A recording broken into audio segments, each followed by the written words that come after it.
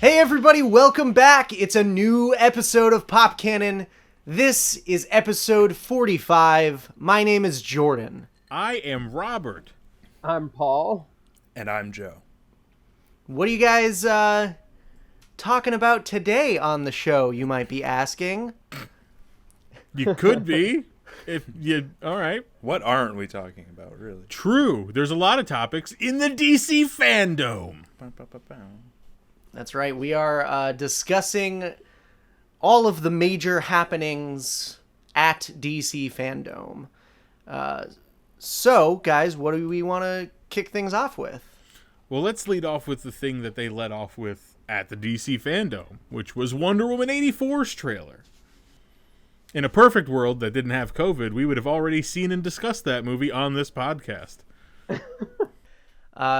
I actually didn't watch the previous trailer for Wonder Woman 84.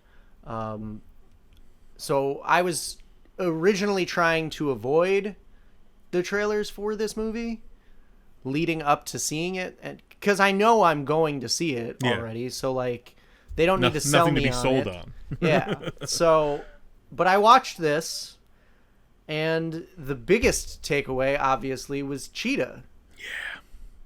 What did we all think of Cheetah's appearance in the movie? I thought it was fine. I feel like there's definitely going to be people, though, that are going to be like, oh, like the last Wonder Woman, the big fight at the end is like a CGI fest. Which, you know, sometimes that's a fair criticism, sometimes it's a little overblown. But, you know, I usually don't like care that much, and I think it was kind of hard to see if you just watched through the trailer, instead of just looking at those screenshots, which I didn't do for this trailer, but I did watch the trailer twice. Yeah. It's kind of hard to see how she looks, but I mean, you know, she's clearly not Cheetah in that form for the entire film. No. And I think that's exciting because Wonder Woman asks her, what did you do? So there's definitely, she goes through a transformation at some point. It, like Paul said, it is difficult to make her out like 100% in the trailer, and the screenshots are not clear at all. They're very fucking blurry.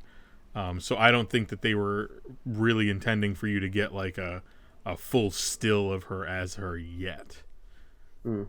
But I thought she looked cool as hell. Like, she looks cool as Kristen Wiig, which is awesome that she's playing the villain in this.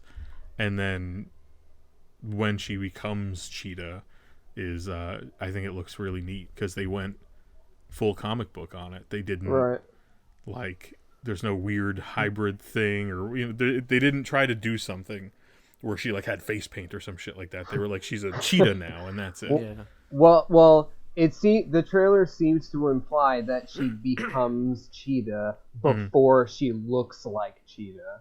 Right. Mentally, she's there already. She says something about prey or something. Yeah.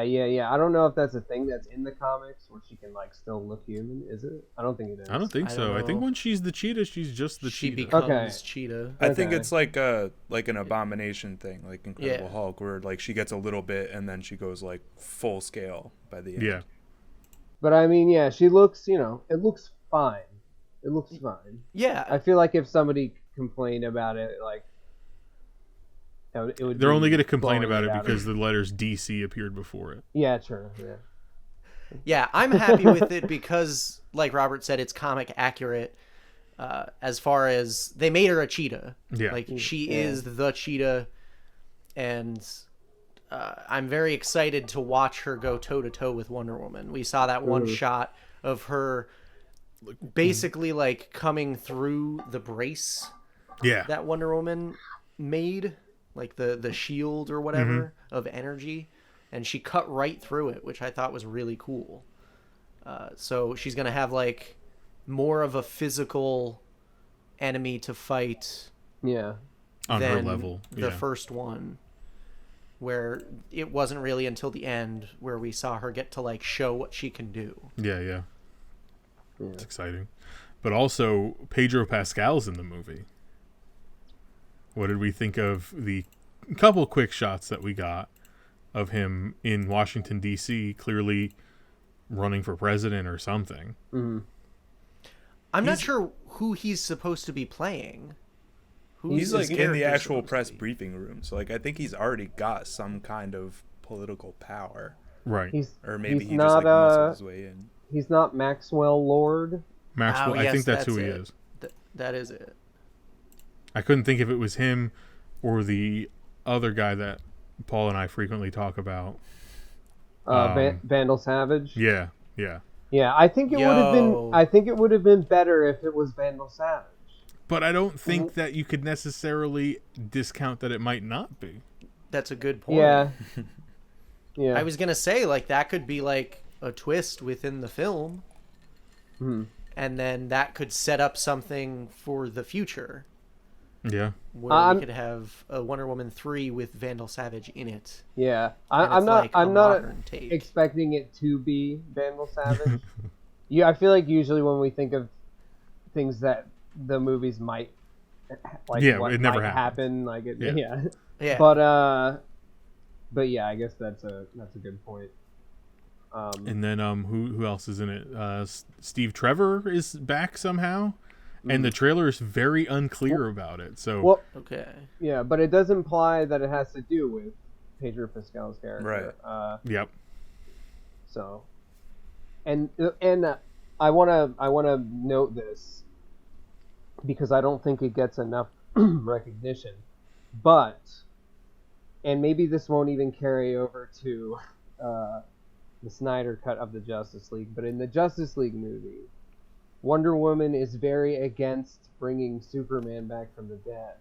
Mm-hmm. And I'm thinking that Steve Trevor coming back from the dead is the reason why. Because there's some kind of there are some kind of like repercussions to be had with him coming back.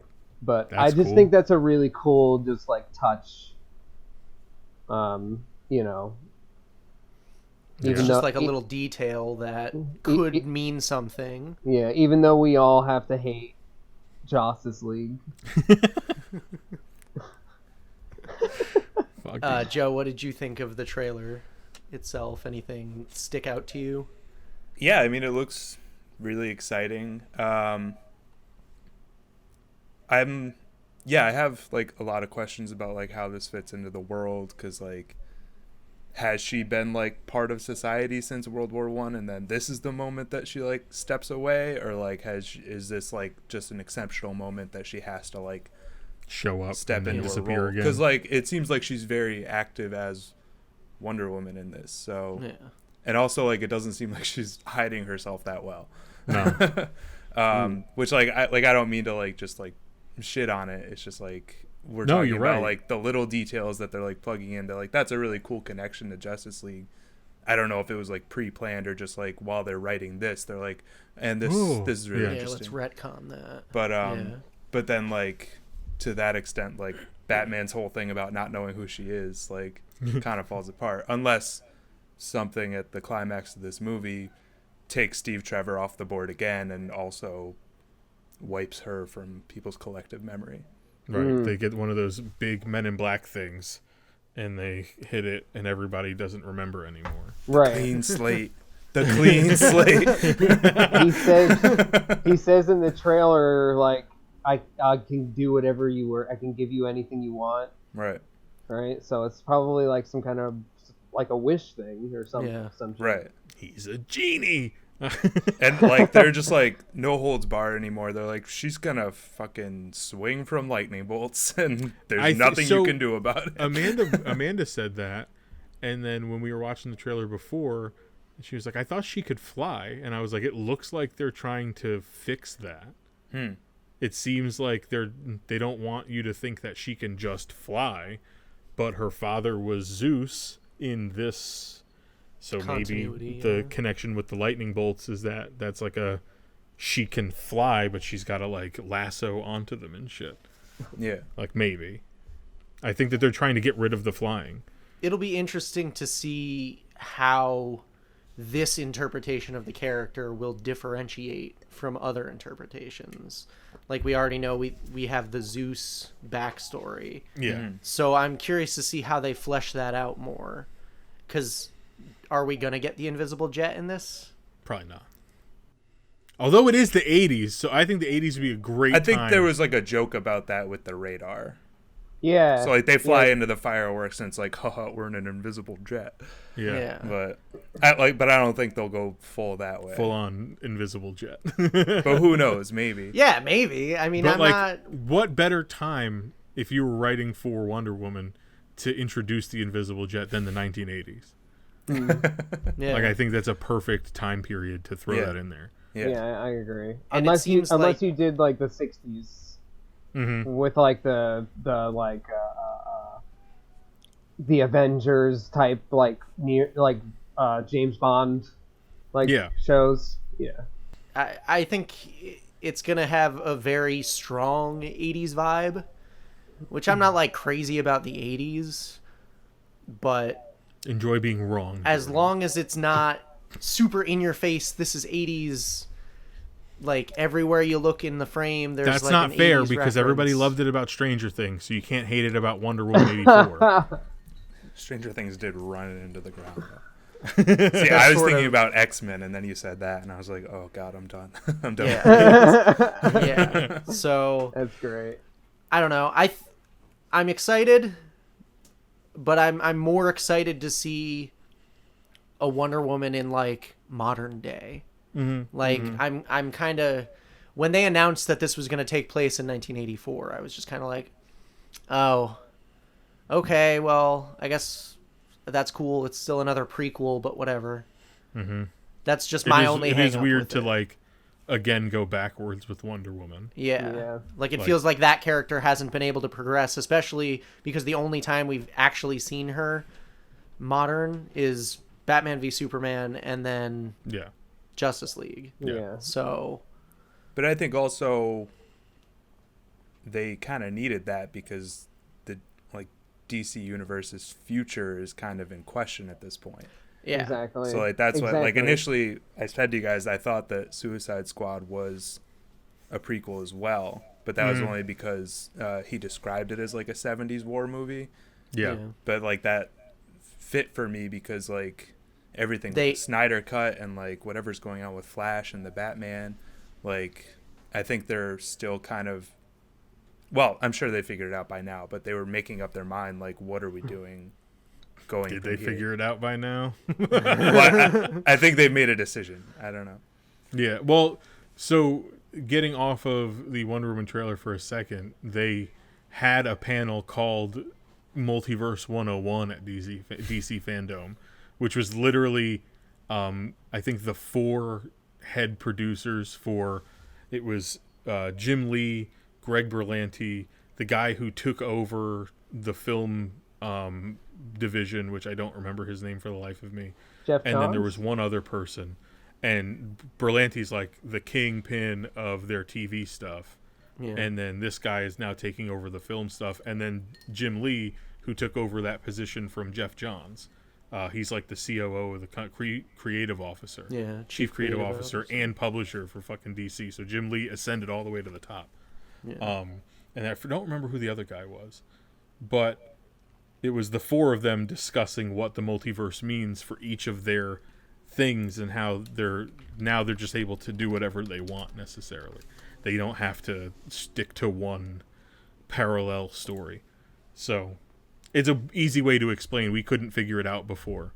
So now we're letting everybody do anything that they want, and now we don't have to adhere to any sort of one timeline, which helps them out tremendously.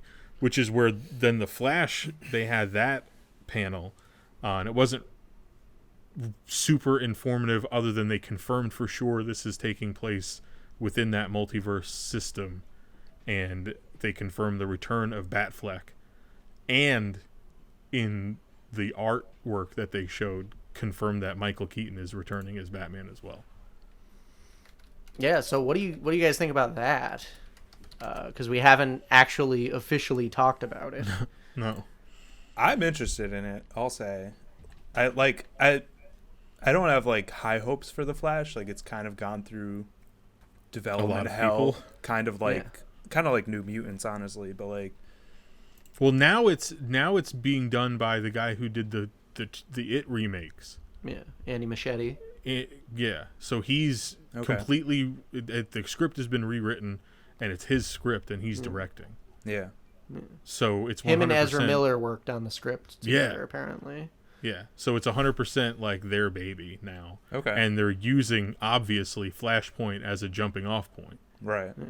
But to which degree that they actually use that source material? I don't think they will. I think it's gonna be way closer to like calling your movie Age of Ultron because you have Ultron in it.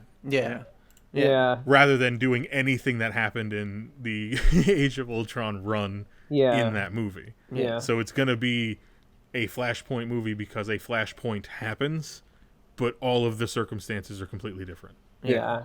I think it's, I don't know, just like at face value, to me, it seems kind of annoying. Like it seems like too much like a nostalgia thing.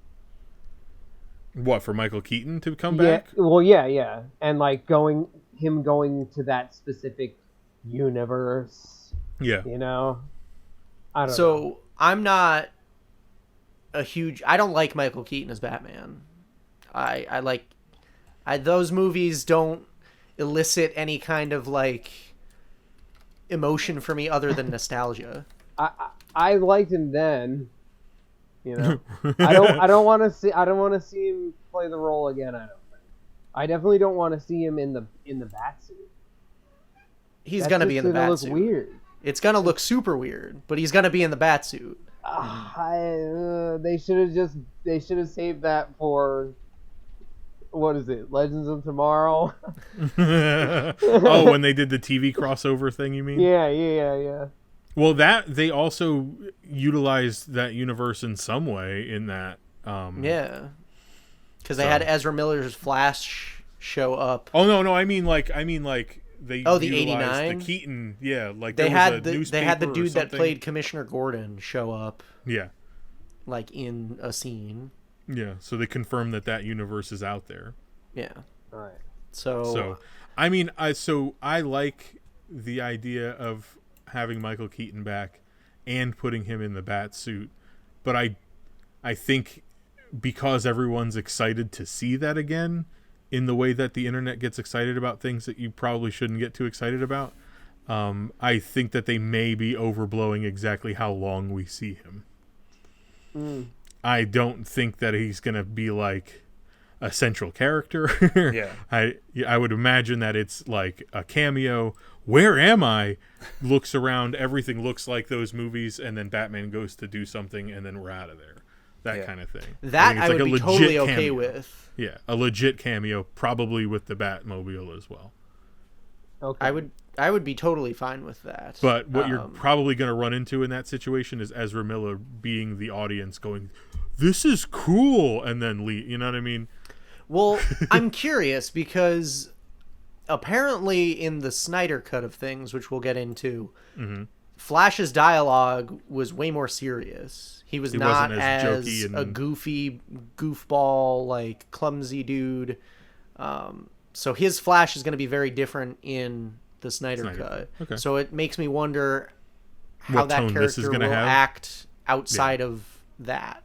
Yeah, that's fair. So, but it's just all a wait and see kind of situation. I love that Batfleck's coming back, but that also might just be right at the start, and then the Flashpoint issue happens, and then we never see him again, and then that'll be it. What they explained was that he's the emotional pull of the movie. Batfleck? Yeah. That's how they explained it. They deep fake Ben Affleck onto a little boy.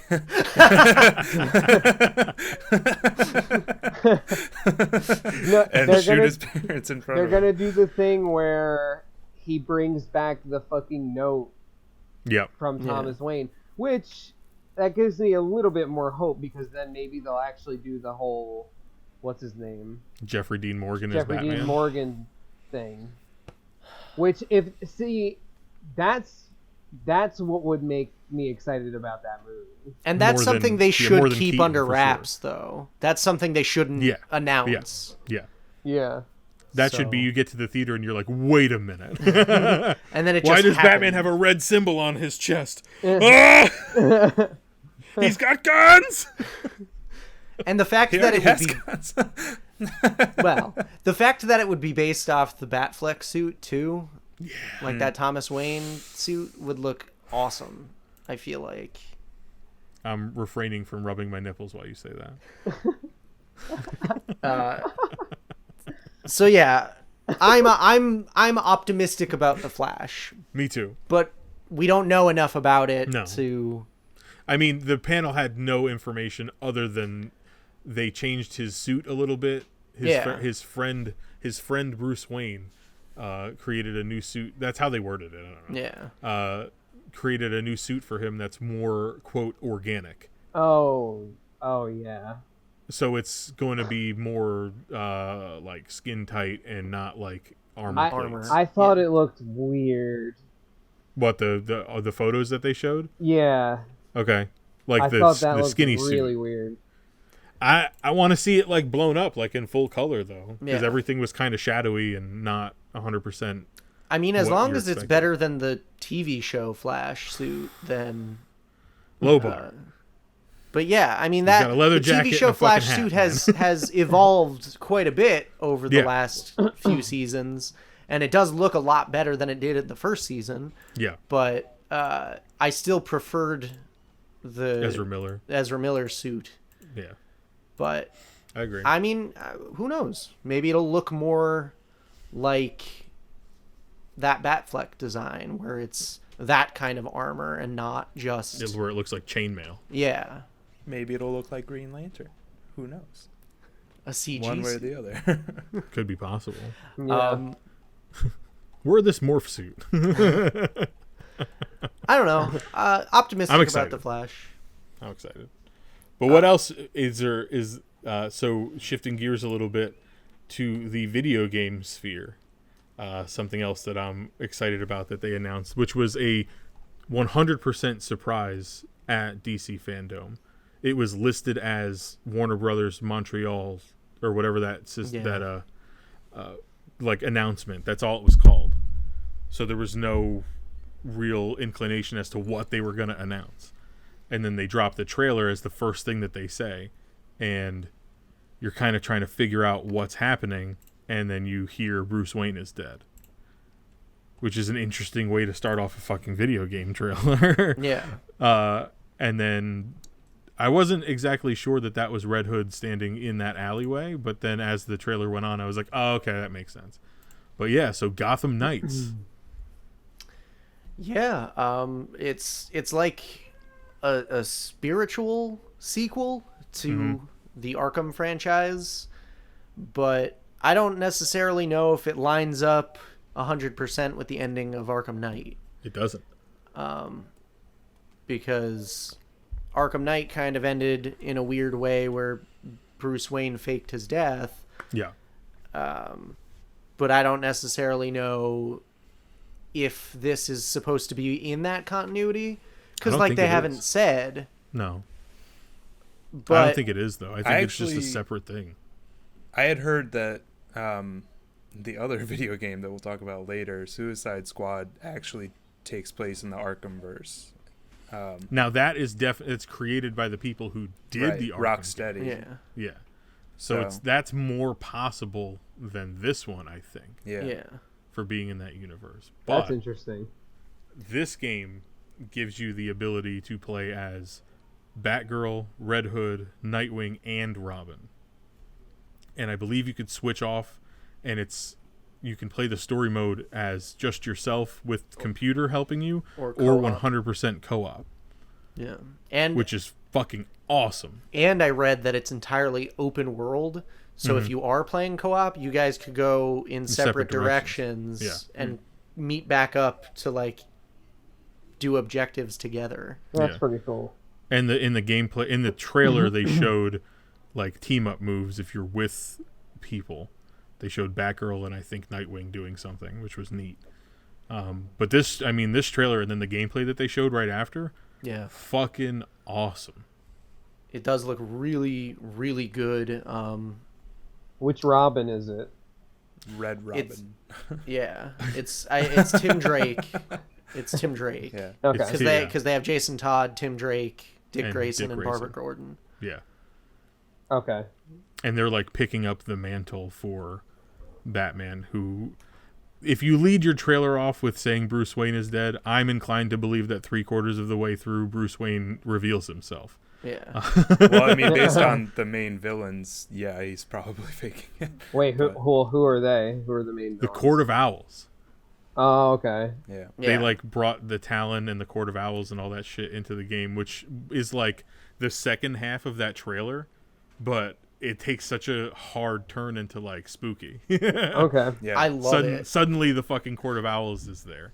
And they have coffins hanging on the walls and shit, right? And then the one lights up. Yeah. And it's like the Talon that's in there. Yeah. Nice. Which is probably Bruce Wayne. And there was that little like nursery rhyme about the owls. Yeah. Mm-hmm. Yeah. That the Court of Owls use. Yeah. Yeah. Awesome.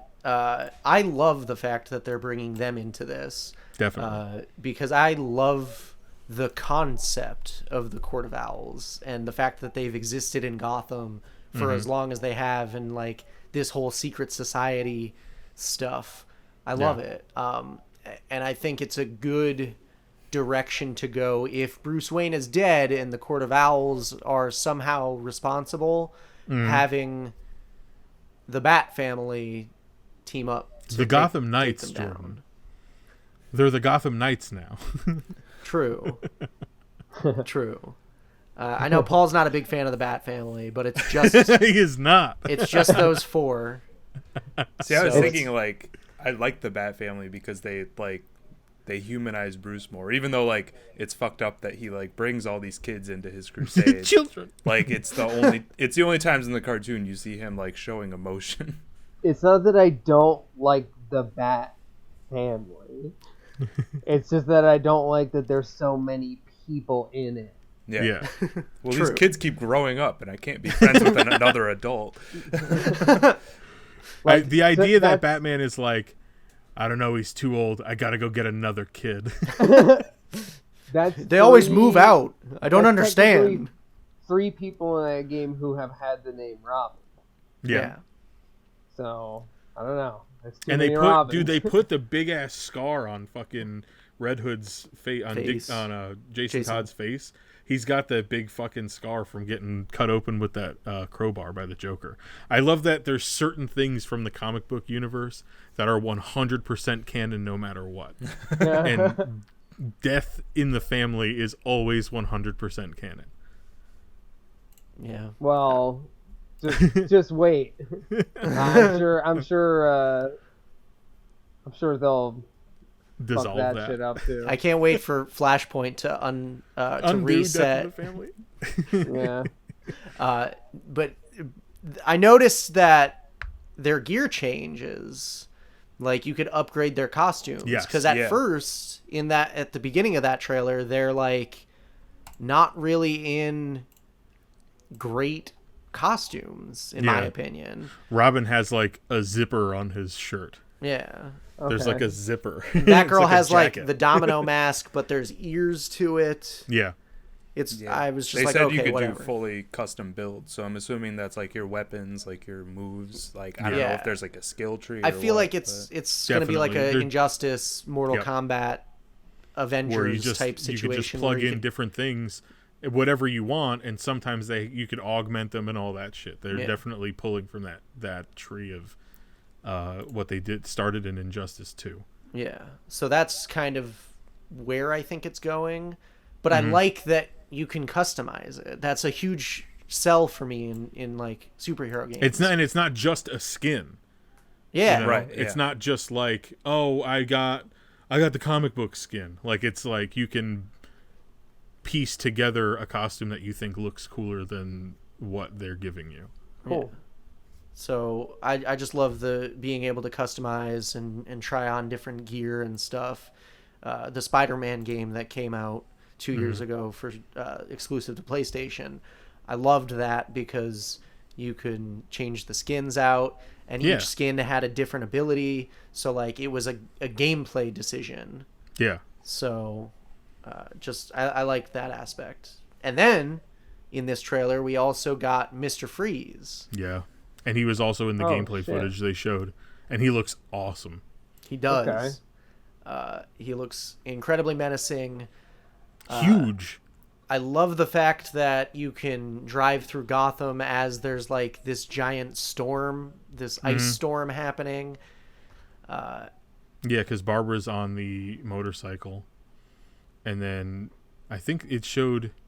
Oh, no, it showed her also traveling by, like, gliding with the cape also. Yeah.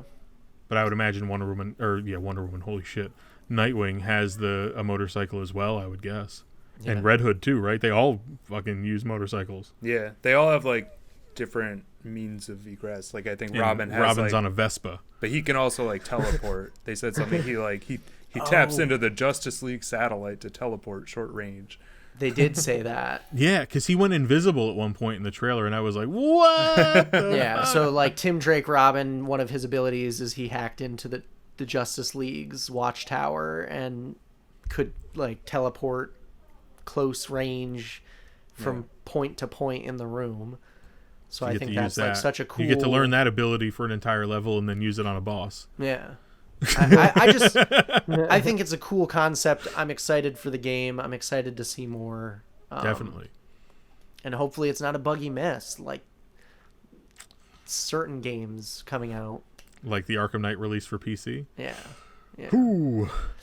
But what's the other video game? The other video game trailer that we talked about. That we knew was coming. Left 4 Dead. Dude, I would love a Left 4 Dead sequel. That's what it looks like though, doesn't it? A little bit. It's Left 4 Dead with superheroes. Sure. Which I don't mean that as like to shit on it. It's like it's a cool concept. It looks kind of like Overwatch mixed with Left 4 Dead, and then toss in the Suicide Squad, and this is what came out. Suicide Squad kill the Justice League. Yeah. So this is from the same studio that did all of the Arkham games, Rocksteady, and it was a cinematic trailer. Mm-hmm. And I think it set the tone for what the game is gonna be. I think that was Definitely. The ultimate goal. We didn't see any gameplay footage, so that's why I don't necessarily know if I'd compare it to Left 4 Dead, but I could see that now that you brought it up. Like, so from the trailer specifically, it looks like Brainiac. Yep. Yes. Has done something to normal people that now it's okay that the Suicide Squad murders them. And they gave Captain Boomerang some sort of speed ability, which I don't understand. Harley Quinn looks like... No, what he does is he throws a boomerang, and then I think he can teleport to where the boomerang went. He is the boomerang. So like, I think that's what happened. Yeah, that's I agree. Because I did notice that he doesn't do that unless he's you don't see him stop running unless he's catching it. Yeah. You know what I mean? Right. So I definitely, that's probably got, and it had the same kind of color. Yeah. Blue lightning. It was like the bluish stuff. Purple. But maybe, I mean, you could probably in universe say that he fucking did something with the Speed Force, right? Cause, I guess, yeah. So maybe he has like a Speed Force boomerang or some shit. I'm very excited for the story aspect of this game because Rocksteady's really good about stuff like that. Mm-hmm. Yeah. And it looks like it's a similar situation where you have 4 characters to choose from and you could probably play them co-op. You can, yeah. They said that. But this looks a lot more, rather than Gotham Knights, this looks a lot more traditional. You've got your weapons one, your tank, your speed one. Like, that seems way more classic, traditional kind of gameplay versus Gotham Knights, where those characters are all very similar in what they can accomplish. Right. So this looks a little bit more traditional in that aspect. Yeah. I love the slow reveal of Superman at the end. And then how he just lasers that guy. Yeah. And all of their expressions change to dread. Like especially King Shark, because he was like, "Oh my God, it's the Great Superman!" Yeah. And then he's like, and then they go, "Wait a minute, is there any question about who our target is now?" And they all just kind of point at Superman. Like, no, Boomerang shows "Oh, up. Captain shit." Boomerang shows up, and he's like, so do we know who the target is yet?" And And they all just point at him. motherfucker. And then they cut away. So it was a well executed trailer. Oh yeah. Yeah. It definitely got across like the humor that they're gonna use and what the action is gonna be like and that kind of thing. So when I think that game is less into development than Gotham Knights is, because Gotham Knights looks like it's ready to go. Gotham Knights is listed for 2021.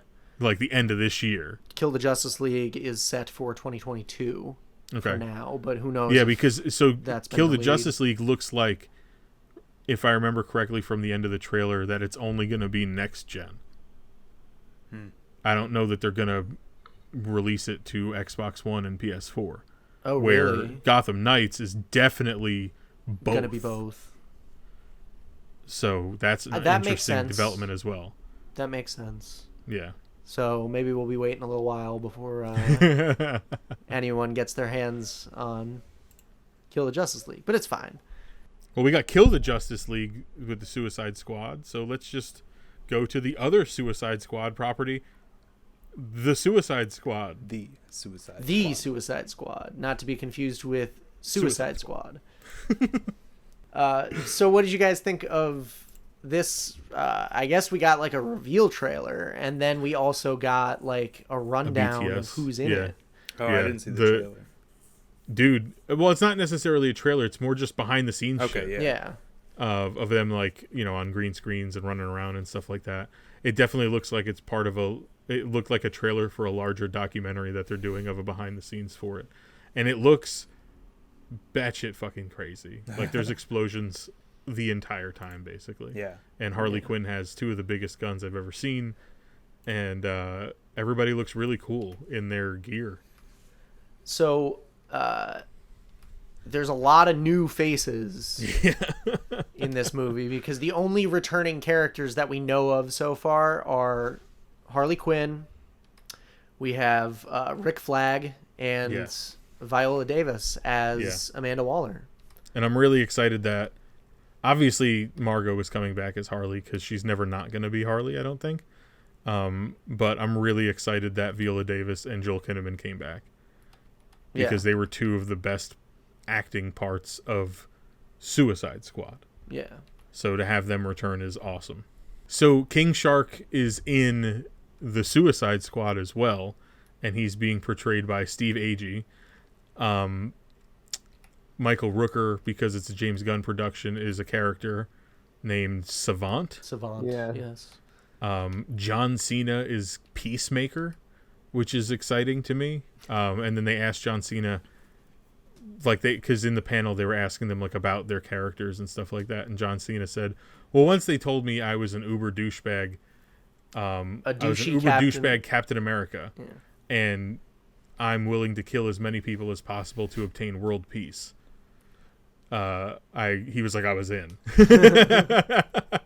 which I thought was that's fucking peak John Cena. I feel like so that's exciting. We have someone who's looks a lot like Deadshot, but is not Deadshot. We have Idris Elba, who is playing Bloodsport. That's I'll never remember that name, I don't think. Yeah. But it's a guy that does a mask and guns. Yeah. So I'm really excited about Polka Dot Man. And that's I'm so interested in what he's going to bring to the table. I believe all the polka dots are explosive. Okay. Like he could take them off and throw them, and they're explosives. Like I guess that's like the character or whatever. Okay. And he's being portrayed by I'll never pronounce David his last name. Dasmalchian? The Malchakan or whatever. He was the crazy dude in The Dark Knight, and he was also in the Ant-Man movies. Yeah. So his face has popped up throughout. Here's what I'm saying. The cast looks awesome. Yeah. The cast looks fucking great, and like you said, Viola Davis coming back is fucking great, and Joel Kinnaman, you could probably argue that he wasn't amazing in the last Justice League movie. Joel Kinnaman is good at everything. I mean, I like him, but anyway. I love Joel Kinnaman. Like, the cast looks great, but the movie, I don't, like, the movie's probably going to be awesome, but again, it's just this whole idea of, like, there being, like, so many different things that are going on. I don't know. I think some of these characters are going to get killed off Immediately. Right off the bat. Yeah. I'm waiting for I a have bunch a feeling of their... Nathan Fillion's character is definitely going to die instantly. Yeah, but see, I didn't like that when that happened in fucking Deadpool 2. I'm not gonna like it when it happens in this movie. Well, and they did it in Suicide Squad when they killed Slipknot immediately. Oh yeah, I mean, well, that was just one character. That's, I guess, is a little bit more forgivable. There's no way that, I mean, James Gunn is masterful at balancing a cast like this. Yeah, and I mean, but there's no fucking way and he can balance 25 people on screen at the same time. It's not happening. It looks like this is a movie that he really wanted to make. Yes. So I don't doubt that it's going to be great. My problem is just with my growing distaste for the general, like, DC, what they're doing, what's happening. Yeah. It just seems... I don't know. Like, how do you mean? I don't know where this fits in, how Harley does Birds of Prey and then is free to go do the, you know what I mean? Yeah. So if you're going to use the same actors and actresses to play certain roles and you're going to have them be in different franchises, essentially, you're going to have to, at some point, explain how they're going from one place to the other. Yeah, and, like, have it make sense. Like, so if they start this off and Harley's, like, in an apartment with Cassandra Cain, like the end of Birds of Prey, where they were together, and Harley answers the phone and is like, I gotta go. Or, like, she just gets arrested. That alone, yeah. Like, something happens to set something up her like that presence. alone. Yeah, just to show, like, she was here and now she's here. Just to do that, because there's no other way that you can explain it. Yeah, but also, like, Robert, you were kind of saying this when I was talking to you about it, but, like, it just seems like it's such, in terms of tone, it's such a departure from, like, everything else. Like yeah, all the DC movies, like, have touches of humor in it, but it seems like this movie is just going to be almost like a straight up comedy. Yeah, and I'm nervous about that. I wasn't nervous when they hired James Gunn for it. I know that that's kind of what he does anyway. Like, all of his stuff is, at least has tinges of really dark humor in it, at least. Yeah. I wonder if they'll go that route. But he's good at writing in heart with his stories. Yeah. So, like, it's not just going to be ha-ha funny comedy right the whole time. And it was once I saw the character Weasel is where when I got really nervous about what the tone of this was going to be. Because of the design of the character. Yeah. His eyes are popping out of his head. I wonder if it's going to be a legitimate straight up weasel that doesn't speak. Like, are they going to use that as their Groot? You know what I mean? Like, I'm nervous that he's going to kind of overlay a template that he kind of has from doing the Guardians movies and just kind of, like, force this into that. I'm nervous about that. Well, we know that Taika Waititi is going to be in it, so we just don't know what character is he? They didn't say. They didn't fucking reveal that, right? Yeah, no. If you look on the Wikipedia, it just has his name. His name listed. Yeah. So he could be your like Joker, a everyone. Thing or something. There's your Joker, everyone. No. No, that's all right. But he played Hitler. Why can't he play Joker? Anyway, No. I didn't see Jojo Rabbit. It was good. Either. Peter Capaldi as the Thinker is Thinker. very interesting for me, because the Thinker was a villain that they used in, like, season 4 or 5 of The Flash. Okay. And I was really But it wasn't an actor in the caliber of Peter Capaldi, I'm assuming. No, but it, like, see, I've seen that character before is what I'm saying. Yeah, so yeah. I'm interested to see how that character would fit into here. I feel like he's just going to be on the side of every fight, and they'll say, "We need your help," and he'll say, "I'm thinking," and that's the joke. That's the joke. Dude, the weasel looks terrifying. Yeah, like super upsetting. I don't even remember seeing this footage from the trailer, but like he's like licking the door. He's just like, licking the window on the or licking. He's a just window. Ed from The Lion King. Yeah. Like I feel like I don't think. I feel like he'll not be pivotal to the whole movie, but then he'll be there at the climax to do something funny. Yeah. Dude, And he's played by Sean Gunn terrifying. because, just like Michael Rooker, he has to throw his brother into a stand-in mocap, which I don't think it's even mocap. It looks almost like it's like a suit. No, I hope it's just him in a suit. Yeah, it looks like a suit. Yeah. Yeah. Like it's just him wearing a weasel costume. Yeah. Is that what you're saying? Yeah. Well, Release the weasel cut. Yeah. Full circle. Full circle. There's also a character called Ratcatcher, so I don't know, maybe Ratcatcher 2. Right, Ratcatcher Yeah. 2. So maybe Weasel killed her father. Ooh. Ratcatcher's a Batman villain. So Ratcatcher 2 I've never heard of before. Ratcatcher 2 but is I guess Ratcatcher's it's just daughter. Okay. I was gonna say I know it's She just takes a up female the mantle version, of rat catching. but She's got like a gas mask. She looks probably the coolest. Yeah. Like she's the got a gas cool mask design. and shit looks awesome. And she's COVID approved, I think. There's like a lot. I mean, we have Pete Davidson as Blackguard. Yeah. That's friggin- why his hair was dyed fucking Eminem platinum blonde for so long. He was filming this. Yeah. And everybody was giving him shit, calling him crazy. Who's that again? Pete Davidson from SNL. Oh. His hair was platinum blonde because that's what it is for this role. Yeah. That's great. And he had like I don't know, probably a mental breakdown at some point, and everybody thought that was born out of it. Like that was like the discussion was like he dyed his hair. Yeah. He got more tattoos. This kid's so depressed. All this other shit, and it was for a role in a huge movie that's coming out next summer. The character was in Booster Gold. Okay. Blackguard? That was Blackguard? that was his first appearance. Nice. That's rad. Maybe we'll get a Booster Gold cameo. But Maybe. bruv, I don't know how you guys can just get past this weasel design. Like what? It's making me think of way back in the fucking early 90s when I saw the box art for Star Fox. Yeah. It looks like kind of like a puppet. Yeah. Scary to me. Like it scared the box art scared the shit out of me. This is the Rocket Raccoon they wouldn't let him use.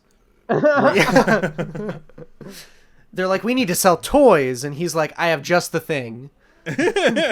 Weasel. It kind of like resolves itself when I see that like it's made by James Gunn and I see something weird like that. I'm like, yeah, that makes sense. That fits. Yep. I made a mistake before because also returning is Jai Courtney as Captain Boomerang. That's right. Oh yeah, true. I thought you very intentionally just- pleasant in the last Suicide Squad movie. I thought he was one of the best parts. One of the Definitely. best characters. And he carried over into Birds of Prey. He had a brief cameo in Birds of Prey. Oh, he did? I That's forgot cool. about that. Yeah, he was on a wanted poster in the police station. And Harley stops and goes, I know him. And then walks past. Just little shit like that, just so we know that it's all connected in certain ways. That's all we need. Yeah. We don't need long exposition scenes. No. Just throw us a bone. That's all we're asking for. You know who threw us a bone at DC FanDome? Dwayne "The Rock" Johnson. But yeah, so let's move on to Black Adam. The movie that's definitely happening. We promise. Eventually. It will. Yeah. It's like the dragons in Game of Thrones. Just keep waiting. Yeah. They're coming, I promise. And then everything's just downhill from there. So originally, when they cast The Rock as Black Adam years ago. Dwayne The Rock Johnson. Dwayne The Rock Johnson was cast as Black Adam 8 years ago. Was it 8? Holy it was like shit. 2012. I feel like they never actually cast him. Like, fans wanted it, and then he just showed up, and then like a movie just came to be. So he said that he was talking to DC for 10 years ago. And they obviously wanted to recruit him and get him under contract before Marvel came and scooped him up, because you don't want to lose Dwayne. You don't want to lose Dwayne to the other team. He's the biggest actor in the world. The biggest actor in the fucking universe right now. So he had been talking to them for 2 years before settling on a character, because he wanted someone that could go toe to toe with Superman. It was his, like, one of his biggest things was that I'm not going to be in your universe if Superman could punch me in the face and knock me down. Yeah. Like, he didn't want that. So I think they had back and forth about what characters they wanted to go with. And then I don't know that he knew anything about Black Adam before being handed a piece of paper with like a rundown of what Black Adam can do. Yeah. And he was like sold after he read that. Yeah. Because of how powerful Black Adam actually is.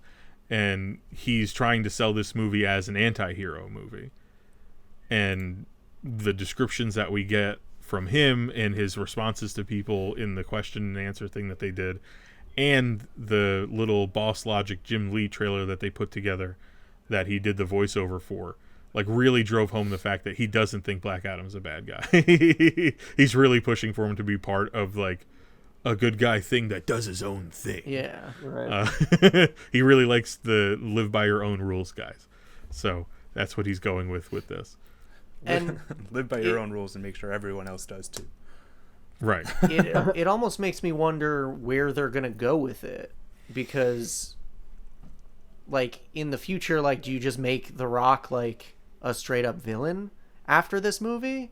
Or do you try to, like, make him like more like a Harley Quinn, where he's kind of in the middle? Yeah, kind of in the middle. Which doing anti-hero shit, but having to do heroic stuff while being a bad guy. Yeah, and it like it's like a double-edged sword for me, because when I think of Black Adam, he's just a villain. He's just a villain. Yep. Mm-hmm.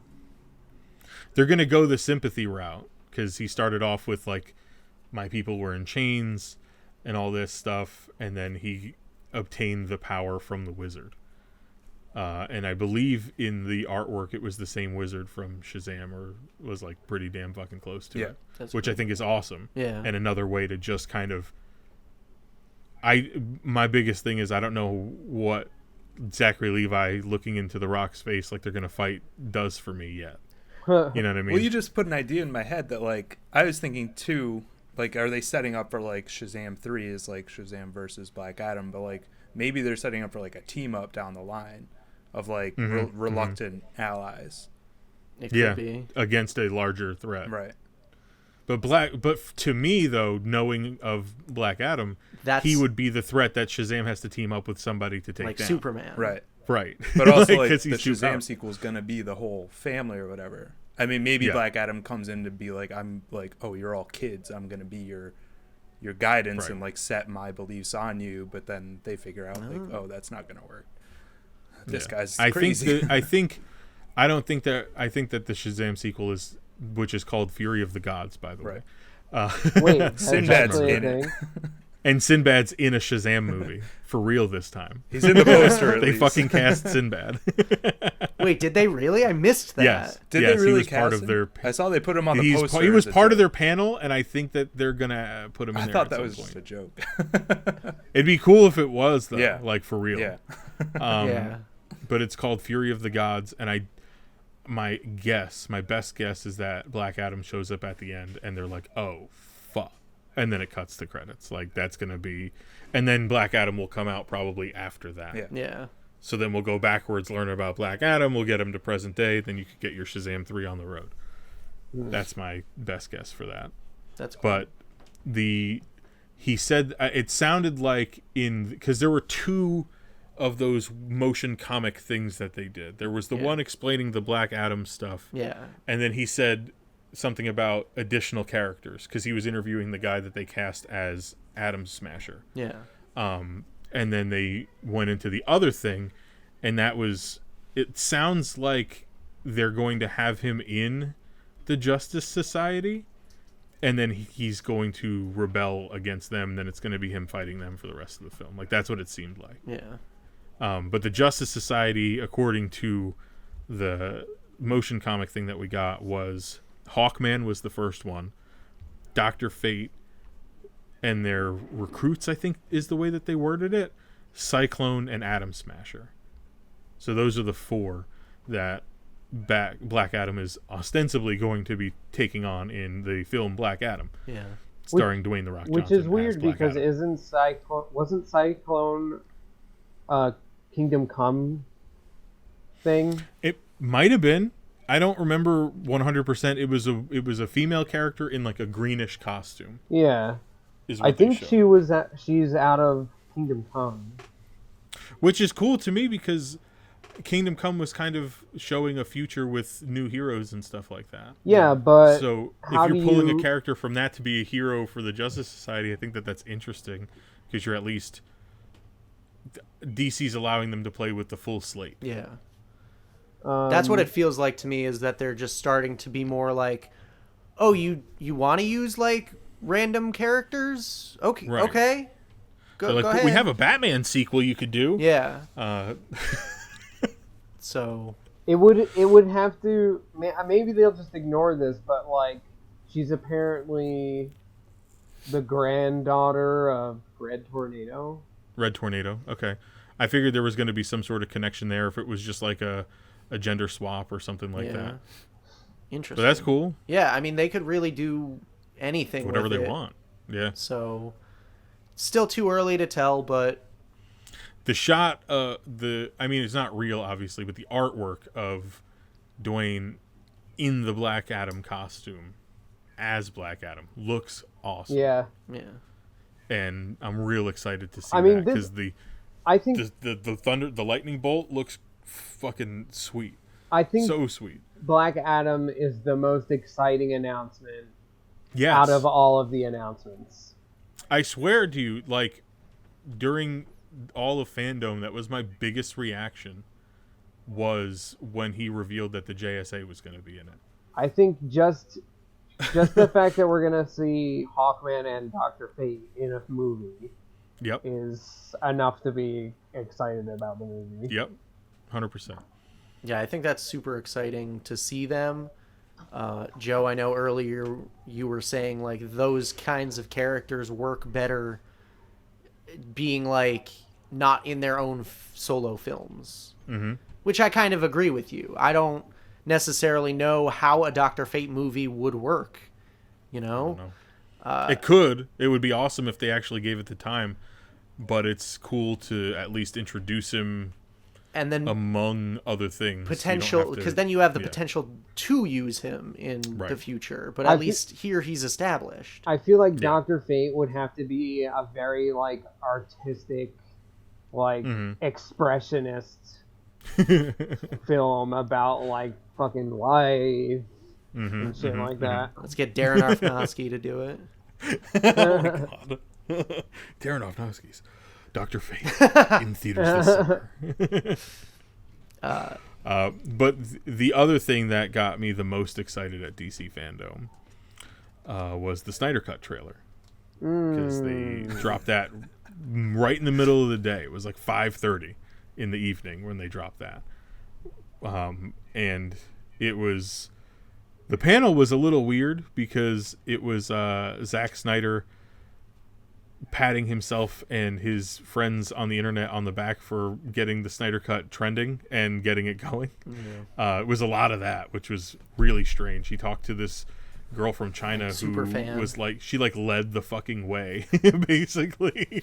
And basically all his questions for them were, how did you get involved in the movement? Which was like a lot of self-congratulatory bullshit that I thought was very fucking weird.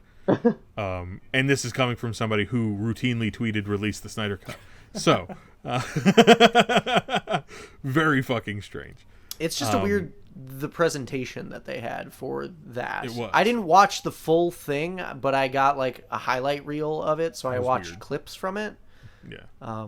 But the trailer itself, it just comes right out of the gate. that was my Just right out favorite of the thing gate. about FanDome was the Snyder Cut trailer. This trailer, yeah.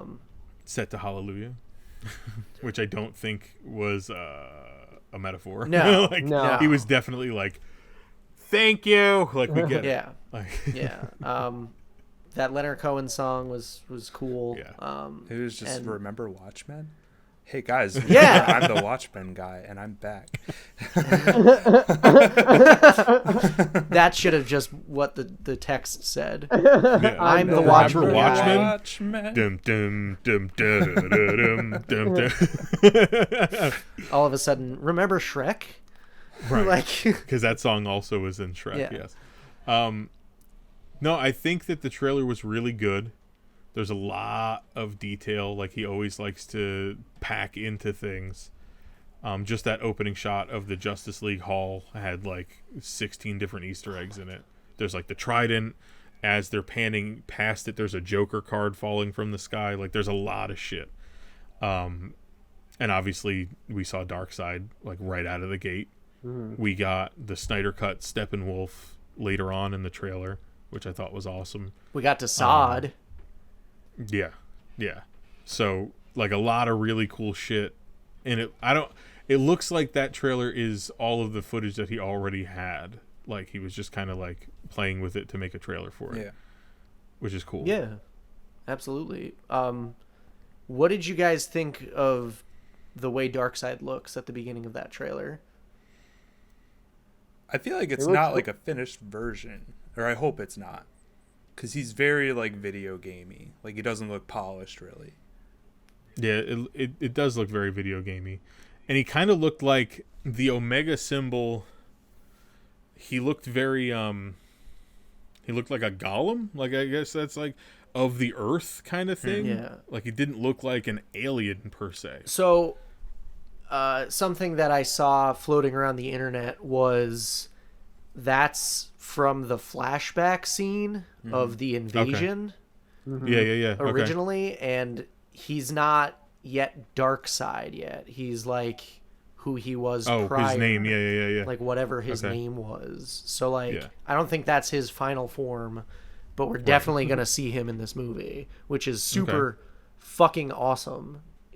Yeah. Like I'm so excited because Darkseid, and I know we're supposed to get more of that nightmare scene in that world, and it's such a cool concept to me that Darkseid took over the earth and turned Superman evil, and Batman's like leading an army trying to like stop him. Yeah, like an underground army. Yeah, so Yeah. I'm excited the to whole see more nightmare. of that. Yeah. The whole nightmare is awesome. Yeah. Joe was making a joke earlier. There's more football in Gotham. We get to watch another Gotham City football game. What else was there? Shit, like I'm drawing a Black Suit Superman. Yeah. Which is cool. I never really looks read great. any of like the Black Suit Superman comics. So But it looks good. it looks very cool. There's no Looks mustache CGI'd out, Nope. so that's a good thing. Imagine that. But we also got a look at like the Flash in what appeared to be like the Time Force or something. Yeah. So I'm excited to see more of that. I'm excited to see more Cyborg. His dad like dissolves with the mother box. Yeah. That was crazy. And we because- saw the scene of the Flash, like that was in the trailer of him like running Saving through the Iris. glass. Yeah, which Yeah. is like, oh, you mean he has a motivation as a character? He doesn't just get put down by his dad after drawing a dick on that guy's face or whatever. Yeah. I know we're supposed to get more Wonder Woman and Aquaman, Yeah. but they weren't really touched upon too much in the trailer. Well, Zack Snyder still wanted to show that that money shot of Jason Aquaman Momoa. underneath that wave. Yeah. He fucking loves shirtless Jason Momoa on a pier.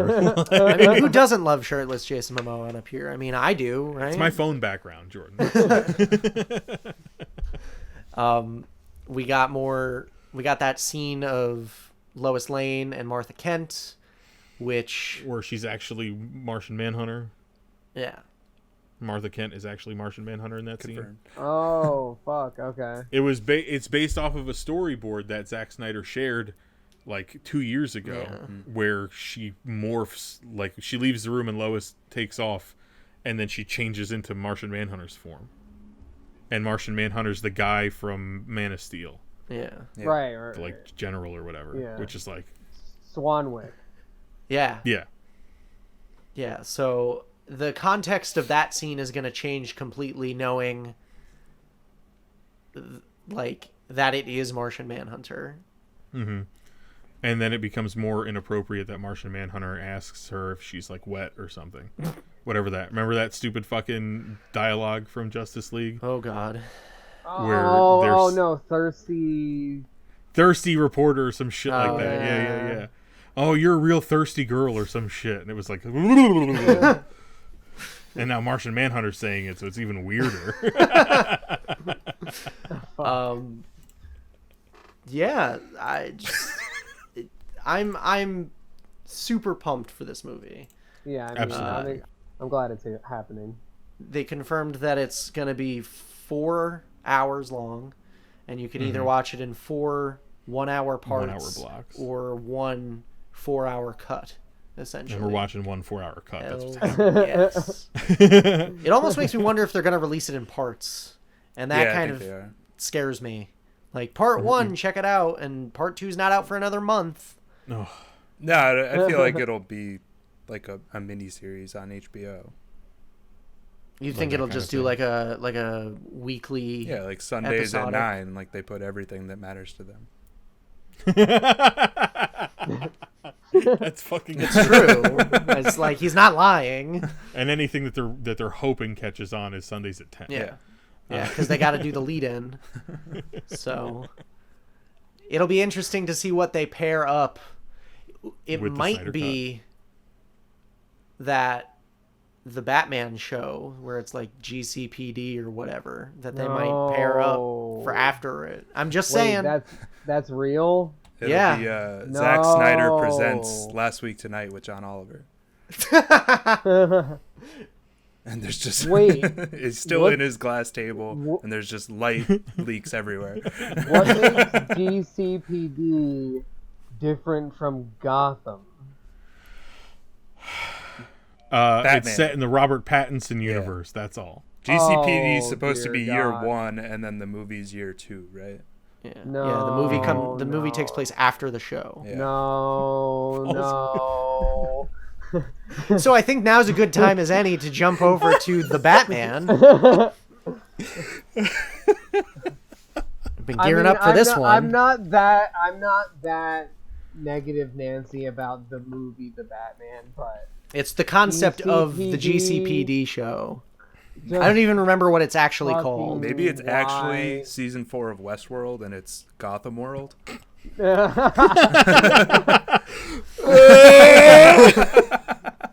You can be the Bat. It doesn't look like anything to me. He literally says that. Like, do you recognize any of this? Yeah. It's all connected. That's awesome. Um, So the Batman trailer. the Batman trailer. Was the cherry on the top of DC FanDome. It's the last thing that they showed live. What did you guys think about the Batman? Who wants to go first?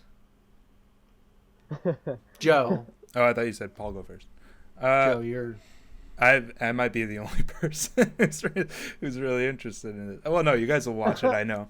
I like it. I came into this with an open mind because, like, I certainly am feeling a lot of Batman fatigue. Like, I feel like, yeah, like the last 5 episodes, all we talked about is DC, right? Yeah, pretty much. It feels like that anyway. Which, like, I'm not a super DC guy. But whenever we talked about Batman versus Superman, like I said, like, I want more of like a detective story from Batman, which I think it looks like we're getting that. It looks like Paul Dano as the Riddler. I'm very interested in. I love him as an actor, and I think it's gonna be some kind of conspiracy. And like, while Batman's working with the police in this, I imagine there's some kind of falling out within this movie.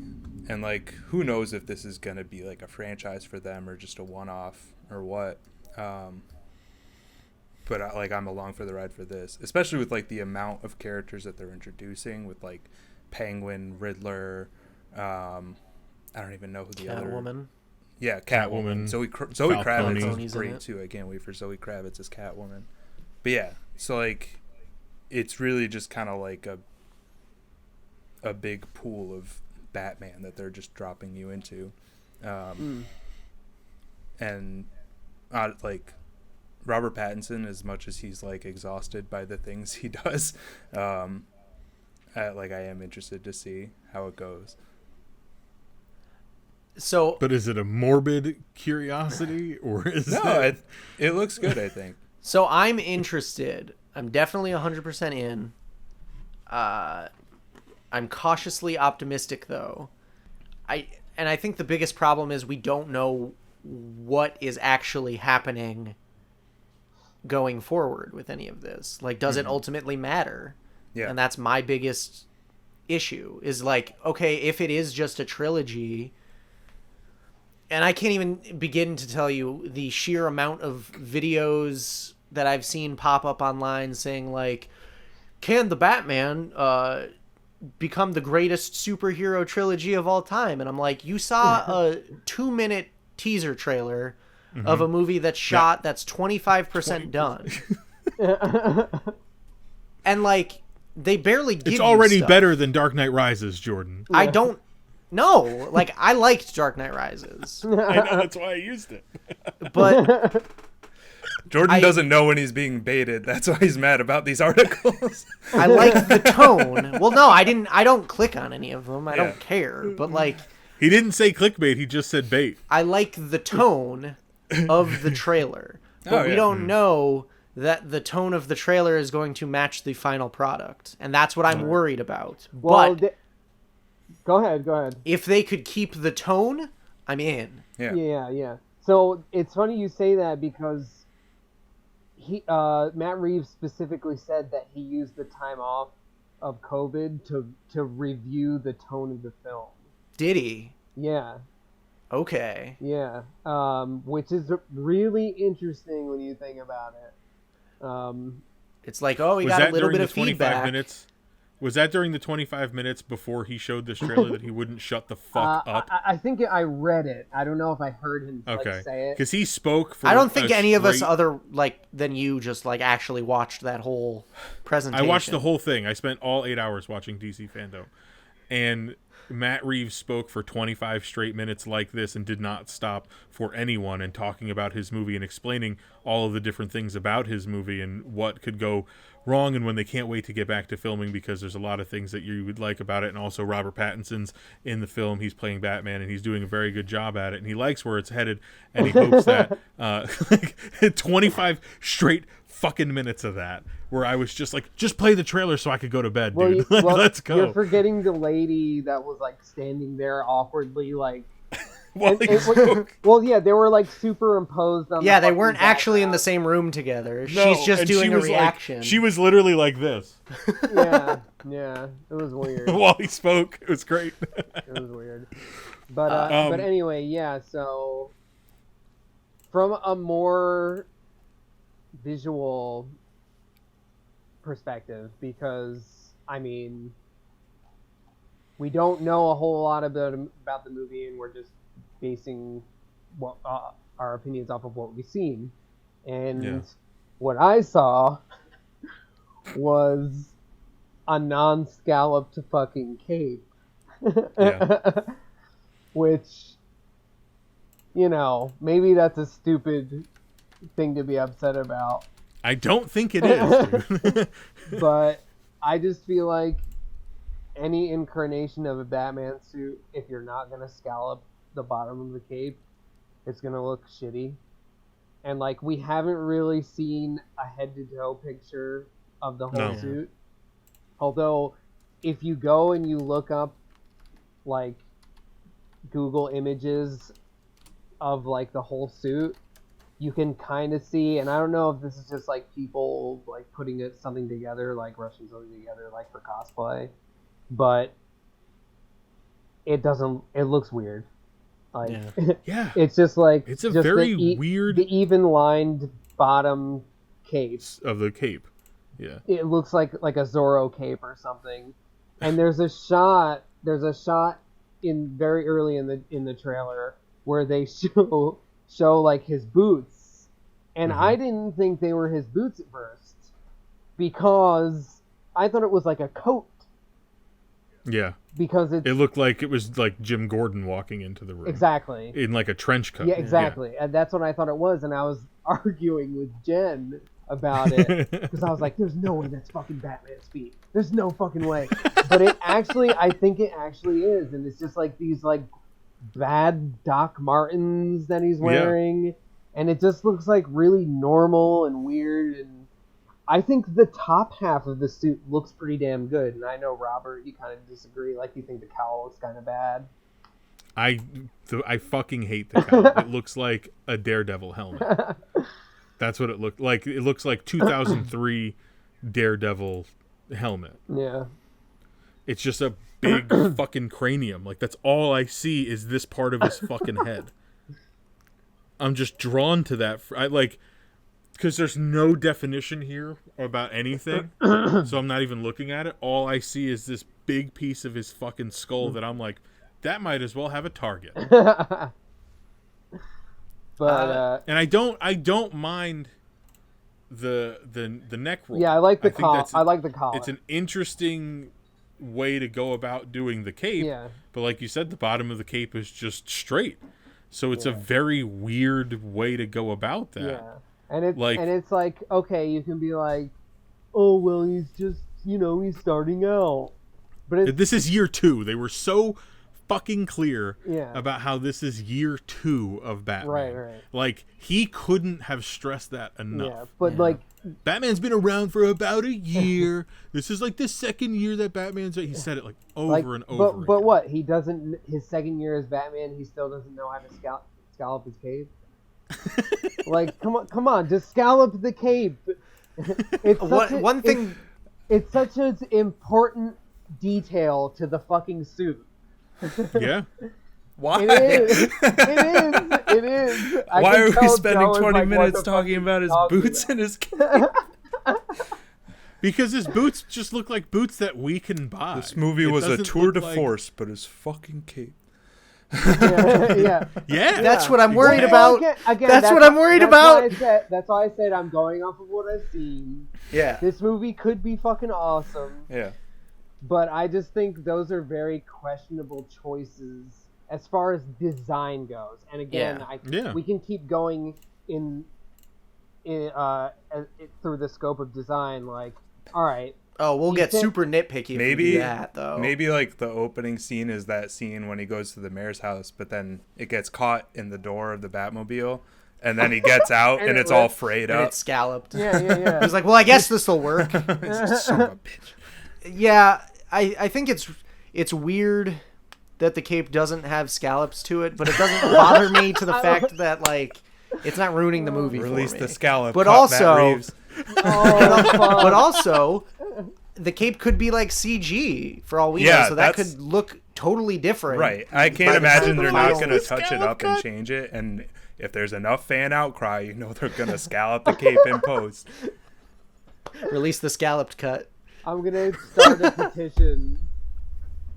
Oh, shit. But So you spoke about the tone of the trailer earlier. Before we got to the scallops, 20 minutes ago, which I prefer wrapped in bacon and seared. I was sitting here like, what was they talking about? Scallop? Like, I thought you meant like Captain America's like scalloped armor. I was like, when did Batman ever wear scallops? On his cape, Joe. His chainmail cape. All right, let's get off the scallop talk. You're the one that wanted to talk about it. Sorry, the tone, Robert. Hashtag scallop cape. The tone. So you brought up the tone of the movie earlier, and you hope that it stays. And then we got shots of Paul Dano as the Riddler, whose face is wrapped, and he's wearing glasses, and he's got a big old jacket on. And people seem to be confused as to what character that is. Even though they've announced that Paul Dano's playing the Riddler over and over again. Yeah. The internet can't seem to get their head out of their collective ass when they ask, is that Hush? It's definitely Hush. It's not Hush. It's the fucking Riddler. But what do you guys think about the topic of the clues that he's leaving?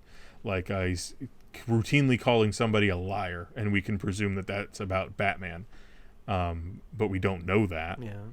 But, like, so this Riddler is determined to get to the truth, it seems like, rather than some other goofy fucking Riddler thing that he does. Yeah. It seems more or less he's like an actual serial killer. Mm-hmm. Which I and like. Activist. I like what they're doing with him.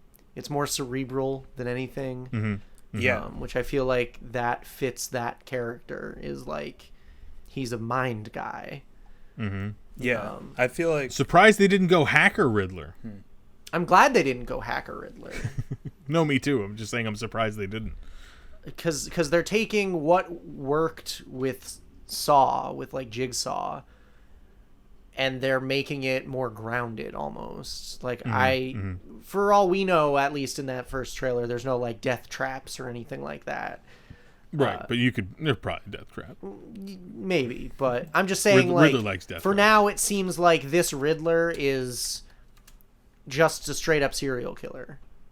So I'm excited. I like Paul Dano as Riddler, and I'm interested to see what they do with that character as well as Penguin and Catwoman. I think it's interesting that Penguin and Catwoman make an appearance in the same film again. Yeah. But they also said that this is based off The Long Halloween almost, is one of the inspirations. So that leads me to believe that, yeah, they might be in the movie, but they might not be like, oh, there's 3 villains gunning for Batman. Like, one just might be there to set up for future stuff and establish that there's a universe. Yeah, I think it's world building. Matt Reeves said that Penguin is not really, like, to the level that we would believe Penguin is at in terms of, like, owning the underworld or whatever. And he doesn't like being called Penguin because his physical deformity, quote unquote, from Wikipedia, makes him, quote, look like a penguin, which I don't understand what the fuck that even means unless you look like Danny DeVito in Batman Returns, who actually looked like a fucking bird somehow. So look like a penguin with a facial deformity doesn't ring any bell. I have no fucking idea what that means. They could change it, though. Like, yeah. Well, I mean, like I said, it was Wikipedia, which is we all believe it until we don't believe it. But there was like a clear face shot of Penguin, and they put prosthetics on Colin Farrell. He doesn't even look like him anymore, which is interesting. And then some people were like, I don't think that's Penguin. So what if that's John Turturro as Falcone? Not going to give him FaceTime in a trailer. Sorry. No. No. He's not selling tickets is all I'm saying. Falcone, I mean. John Turturro, sure. Falcone not selling tickets. Well, again, like, I mean, like, if you're all caught up with, like, information about the movie, you're going to know who's who. But, like, for most people, they, like, go through the video and they haven't heard, like, any announcements or anything. And they're like, who the fuck is that? And I think that you blame that on the, like, some of the very strange design choices that they've been taking. Like, I just don't understand. Like, why would you go out of your way to cast Colin Farrell as the Penguin, and like a really good-looking dude, and then just put like a weird prosthetic on his face that like kind of makes him look a little bit different, instead of just I don't know, cast somebody that already looks a little bit unsettling. You know what I mean? Because that's all you needed. Like the guy playing Polka Dot. That's all you needed. You just needed a little bit of weirdness, because you're not gonna go like full throttle Mutant? fucking gross penguin. So just cast somebody that looks weird. They'll never do. I don't think they'll ever do a Danny DeVito style penguin ever again. Probably not. I would hope not. But I think they did the deformed thing. It worked for that, and that was it. I think this is kind of going for mixing the elements of past Batmen, though. Like it's like the kind of like campy characters and world of like the Tim Burton era, put in like the nitty gritty of like the Nolan era. That's a good way to look at it. Like it's a good melting pot of everything that we've seen before. Flashpoint. They also showed Catwoman very briefly, who was wearing a beanie that had ears on it or something. Yeah, right? Like that was. I think originally, and she's not really Catwoman yet, so that's what they kept saying over and over. Like all these characters are in it, but none of them are who you think they are yet. Yeah. Like, well, I think it's a little bit of like, it was just like a normal criminal underworld, and then a guy in a bat suit comes, and now it creates a precedent. And everybody wants a gimmick. Exactly. So as far as like Matt Reeves continually saying like this isn't who like they're eventually supposed to become. Yeah. That line bothers me because we're supposed to like we already have these like preconceived notions of these characters. Yep. And so when you say the Riddler and Catwoman, like, yeah, they're going to be in the movie, but it's not what you're expecting. So I think he's just trying to subvert expectations and say, you've never seen these characters in this light before, similar to the Telltale games where, like, they're all different, but it was fucking awesome. Yeah. So hopefully he's learned lessons from other people in Hollywood who take on large tentpole franchises where subverting expectations for everybody doesn't always work in your favor. Yeah. And that's one of the problems is like we might not get the opportunity to see his original vision the way he's like, well, we'll eventually get to it. Like, why not just do it now? Yep. Just do it now. Yep, because we talked about that in the last episode, right? There's no such thing as too soon in a comic Nothing's book. promised. Just fucking get to it. Nothing's promised. Yeah. So because this could fucking bomb and be one and done, and then all of his future ideas about how nobody's who they are supposed to be yet, like, if you don't let us get there, like, we'll never get there. Yeah. But I mean, it could do like huge numbers, but then it could change the direction for the next one. Because then the studio might get involved more. People really like this. Yeah. More Weasel. Yeah. But yeah, I mean, overall, I'm more optimistic than not about the Batman. I want it to be that tone that we got in that trailer. If they could capture that 2 minutes of the trailer for the entire 2-hour plus movie, I'm in. Yeah. I think they'll be fine. Yeah. I want to see more Detective Batman. Yep. More crazy shit with the villains, with the fighting, like just good choreography, good camera work. Well, I mean, Riddler was never a fighter, though, right?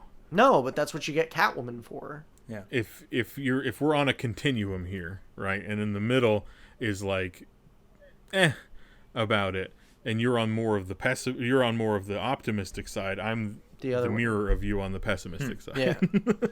I don't believe in Robert Pattinson as Batman. Period. See, but like, I just don't. I haven't seen him in enough stuff to cast a fair judgment. The most recent thing I've seen was The Lighthouse. I'm not worried about his acting. I'm sure his acting will be fucking fine. It's what he looks like. Yeah. Right. Well, he looks like Edward Scissorhands, which bugs the shit out of me. Not working out for the fucking role. Not like, if you get cast as Batman, like, I mean, more people in Hollywood have been cast as Batman than any other fucking superhero ever. But it's not like everybody gets to fucking play Batman. So the fact that he's so, like, lax in how serious he seems to be taking it, like, bothers the fuck out of me. Yeah. Like, why wouldn't you work out to become Batman? You're like 180 pounds soaking wet, dude. Like, fucking pump some iron. Like, what the fuck? You're not gonna look the part? And then we're supposed to just buy it? Right. Like, what the fuck? Right. I guess we're supposed to just believe that he's so driven by his parents' death that, like, inherent strength doesn't matter. Like, he just taps into, like, his anger, and that makes him stronger than everyone. We saw his anger in the trailer, though, when he looked like Tobey Maguire in Spider-Man 3 in that one shot. where his grease paint was melting off of his face and his hair was all fucking disheveled. Oh yeah, his Edward Scissorhands look.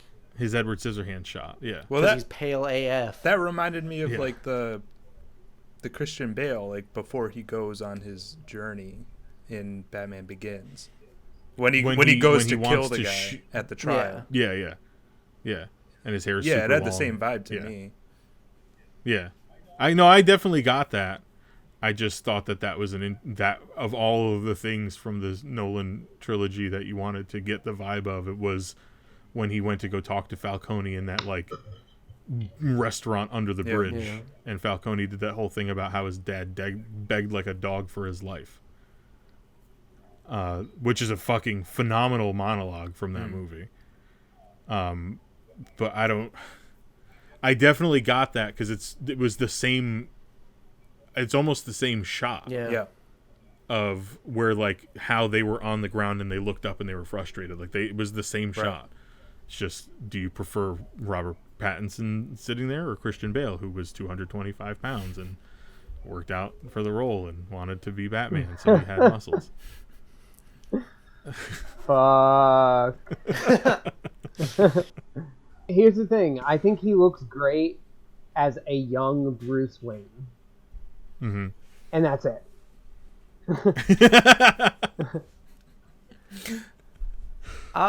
Like, well, he's not who he's supposed supposed to be yet. Right. He's not there yet. It's year 2. Yeah. Why did they even call it the movie The Batman? Right. He's not. Little guy in a goth suit. Little guy in a goth suit. That's what Jen. Batmite. Oh, no. This is the Batmite movie. That would make a lot. But my whole, I had a theory. Yeah. That was way too good to actually happen, so I might as well pitch it. It's not going to happen, but spill it. It's so awesome. I think it would be cool if this movie came out and did really well, and everyone liked Robert Pattinson as Batman, like everything goes well, everyone likes the villains, the tone, everything. Flashpoint happens, and we make him Terry McGinnis. And we put him into it doesn't have to be like a super futuristic type thing, like the actual Batman Beyond, but have that be his timeline. Have him become Terry McGinnis. If you told me, if we watched that trailer and nobody said anything about Bruce Wayne, I would have absolutely believed he was Terry McGinnis. And I'd totally be fine with that. And you would not have had me sit here for 5 minutes complaining about how he's not working out. He's in shape. He's just not 6'5". He's not the size of Batman. Yeah, what if he's he's not Dick Grayson? That's fine then too. There's no problem. That's the thing is when you say Bruce Wayne, the expectation is a buff dude. Yeah. That's the the new expectation. 52 Batman's not that. He's not. But he's fucking cut and he's got huge biceps. That's the thing. Robert Pattinson is not. He literally said, "I am not working out for this role." Literally. Yeah. Well, he said, "I'm not working out for the role," because he doesn't look at anybody in their fucking eyes. He won't look into a camera. He's terrible in fucking interviews. He just completely fucking aloof. Well, dude, which could work for a specific type of Bruce Wayne. But if you're saying Bruce Wayne, I have an expectation, and if it was Terry McGinnis, the issue is off the table. When he was Skyped for this DC FanDome, dude, he was like super uninterested and like barely. He wasn't like speaking like clearly or loudly. Nope. It's just Doesn't like, care. dude, you need to be able to.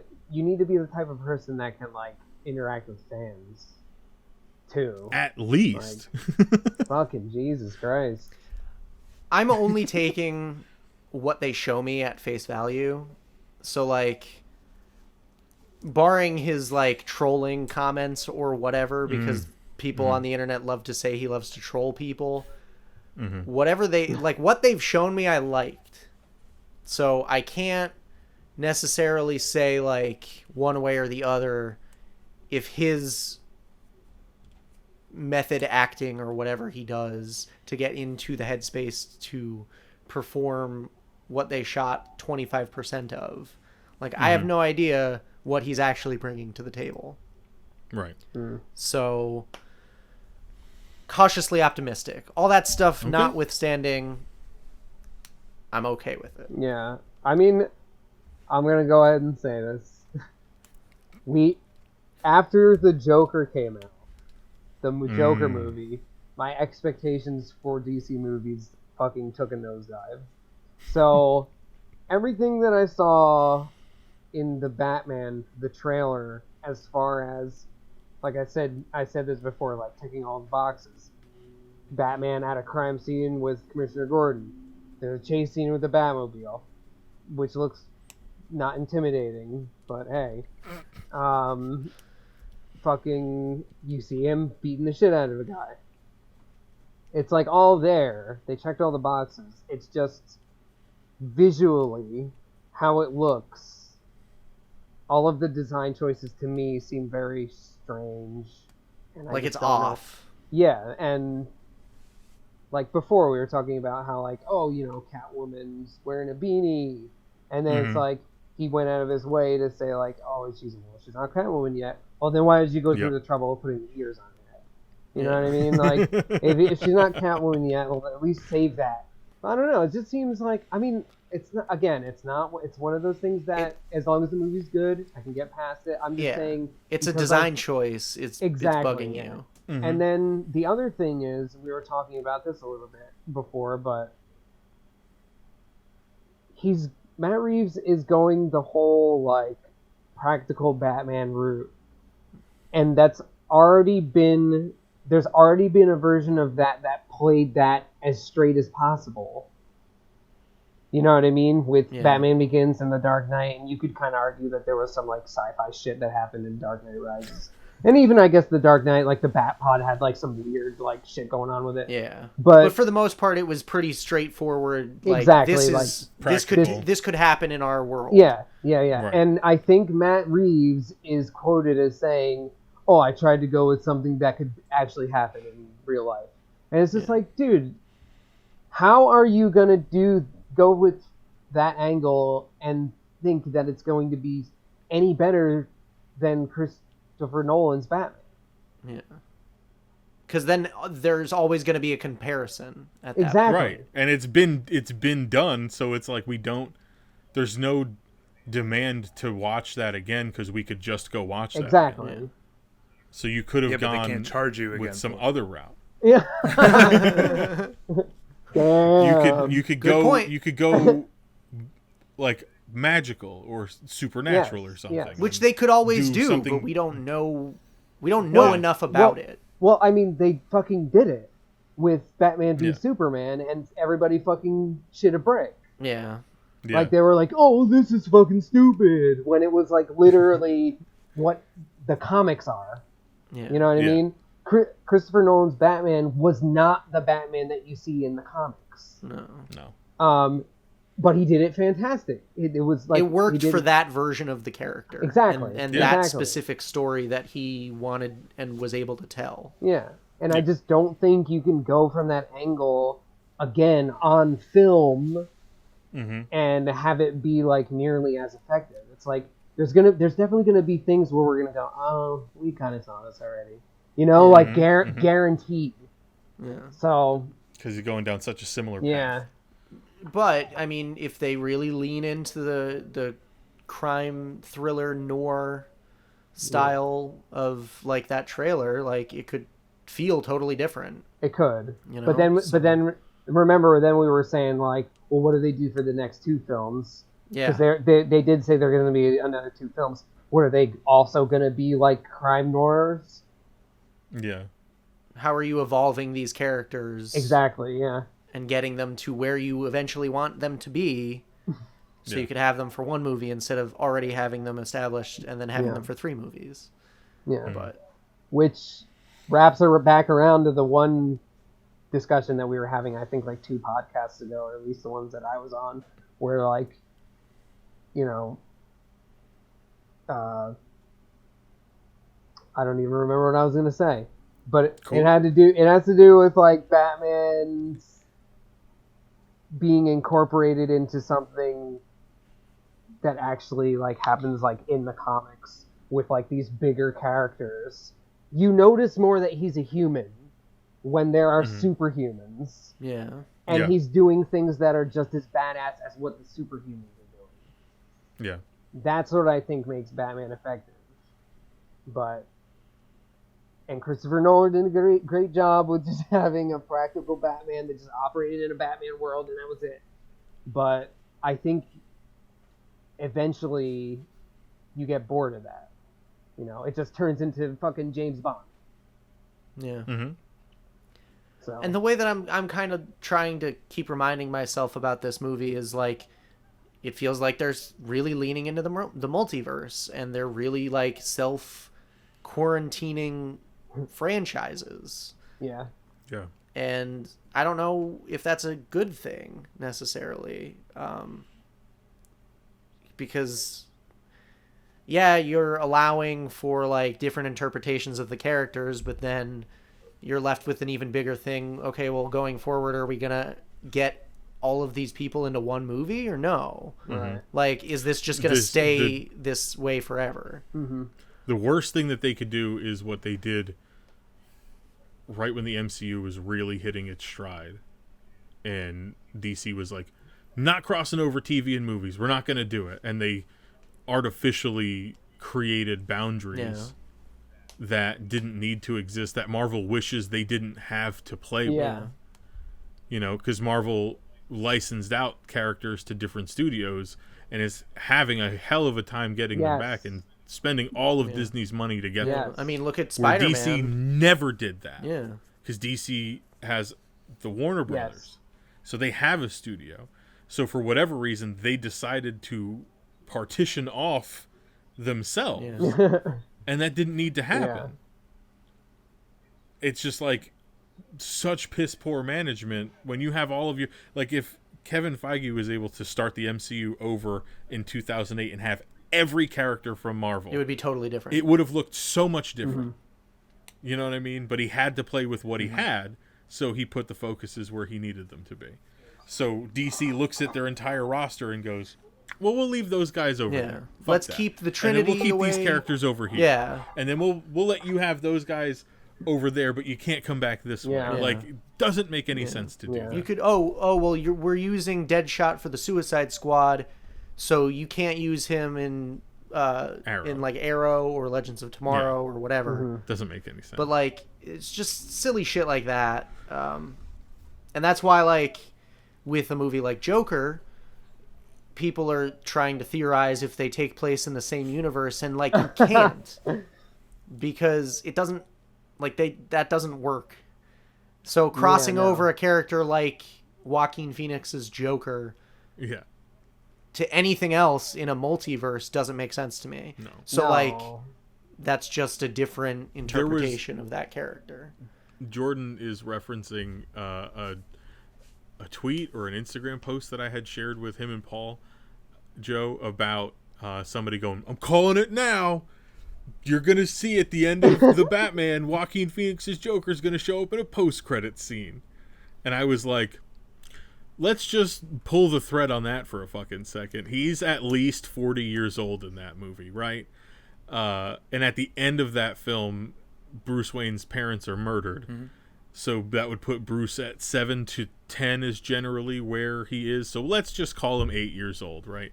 They would have to flash forward that movie. the Batman would have to take place 28 years after the film the Joker took place. So that puts Joker at what? Almost 70, 68 years old. Not necessarily going to work for me. And how are they going to age up Joaquin Phoenix's Joker? He was already as gaunt as possible. Dude, imagine an aged Joaquin Phoenix Joker fighting Robert Pattinson Batman, and they're both like, oh. Because neither of them work out. It fits. It I fits. Like Joe's expression. Okay, so any final thoughts on DC FanDome and any of the topics we covered on the Batman? Anything?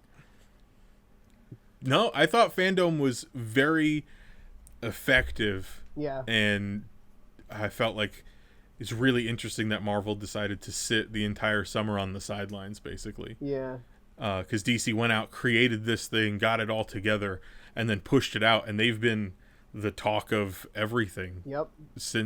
Leading up to it and then after, like, for sure. So it's weird that Marvel decided to just let them have that. Yeah. Normally they undercut DC announcements with their own shit, and they did not do that. Yeah. Disney's been moving Marvel more to D23 though than like Comic-Con or anything else. So yep. And I think that happens later in the year usually. So yeah, I didn't watch it live like you and Paul did. One criticism I did see if somebody was watching it though was that like there wasn't as much focus on the actual comics. No. Which like they even like voice like, to be fair, this is where they're making their money. This is what they want to promote, obviously. But it's like when you have like a celebration of like Wonder Woman's anniversary and all that other stuff, like it would make some sense to like at least go back to like the source material and give that some amplitude.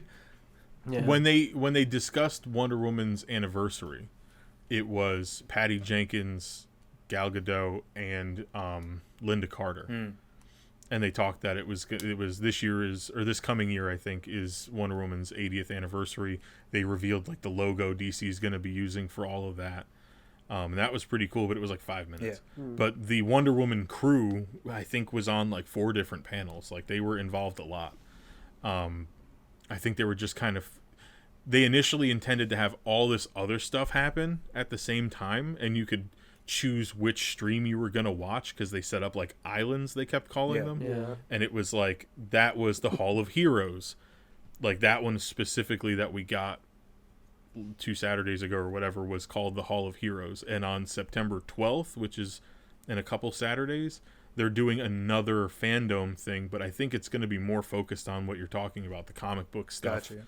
And like they kind of just split it because they realized it was way too much content for 24 hours and nobody was going to be able to watch all of 24, it. yeah. That makes sense. So they just split different things. So I think more of the comic book stuff is going to be happening on the September 12th FanDome. Gotcha. Okay, that's cool. But they also, during the FanDome thing, they had an excerpt or like a little thing that was like Jim Lee. People submitted their comic, like their artwork portfolios, and then Jim Lee picked one and did like a Zoom call with the guy and just reviewed his fucking portfolio like live. Oh, that's rad. It was awesome because he was giving the guy like actual constructive criticism. He wasn't just going, "Oh, these are great. You love our characters. Thanks for being a fan," and fucking rolled them out. Like he was like, "I think your use of light here is a bit confusing," and he had like an edit tool and he was like erasing stuff and like adding light. He's like, "See how the focus is drawn up to this instead," and just like gave this guy like a small class in like how to fix his portfolio. And it was like, I was like, that's fucking awesome. Yeah. That's really interesting. Awesome. More shit like that. It's interesting because I remember like Bendis when he was still at Marvel. I used to follow him a lot, and he said like, "Don't send me your specs or like your fan art because I can't look at it. I'm not allowed, or else if I like do anything that's slightly similar, I'm gonna be accused of plagiarism." But I mean, if you're doing it just from like a purely craft kind of view, like your practice and everything, I think that's cool.